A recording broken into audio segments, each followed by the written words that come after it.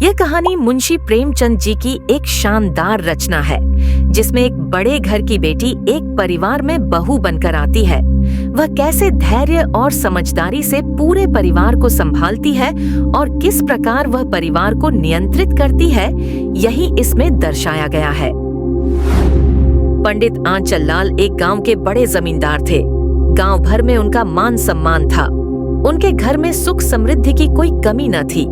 उनका एक लौता बेटा अनुपम था, जिसे गांव वाले बड़े लाडले और शरारती स्वभाव का मानते थे।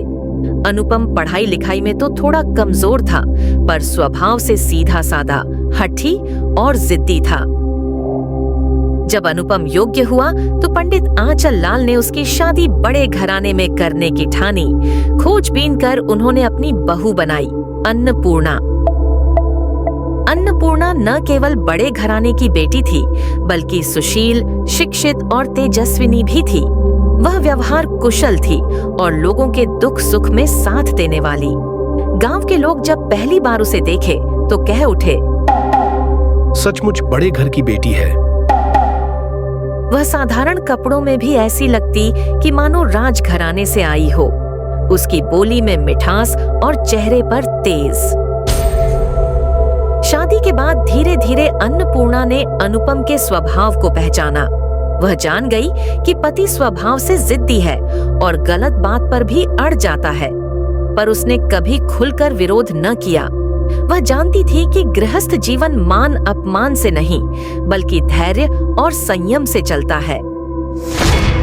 अनुपम कई बार छोटी छोटी बातों पर नाराज हो जाता तो अन्नपूर्णा चुप रहकर माहौल शांत कर देती।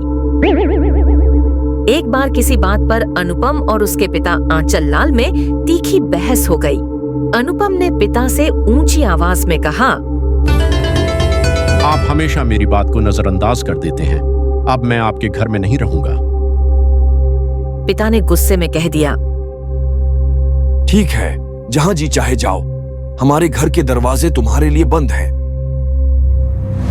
अनुपम रूठकर अलग हो गया और अपनी पत्नी अन्नपूर्णा को भी साथ ले गया।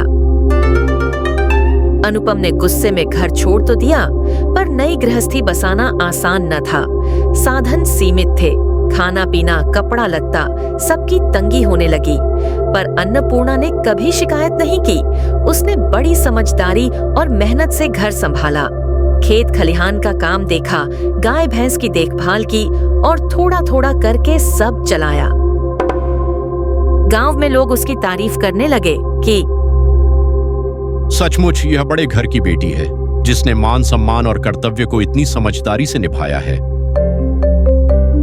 उधर आंचल लाल और उनकी पत्नी को भी बेटे बहू की याद सताने लगी।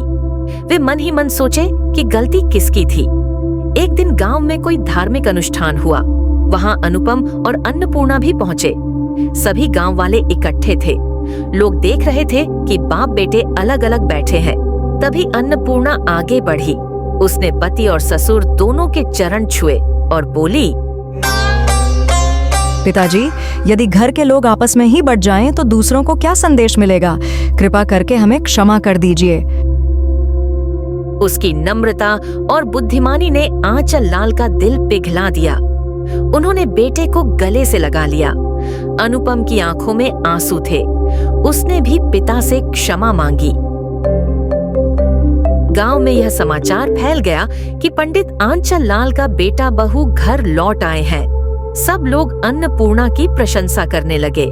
सचमुच यह कहानी हमें यही सिखाती है कि गृहस्थ जीवन का आधार अहंकार नहीं, बल्कि धैर्य, प्रेम और मान सम्मान है।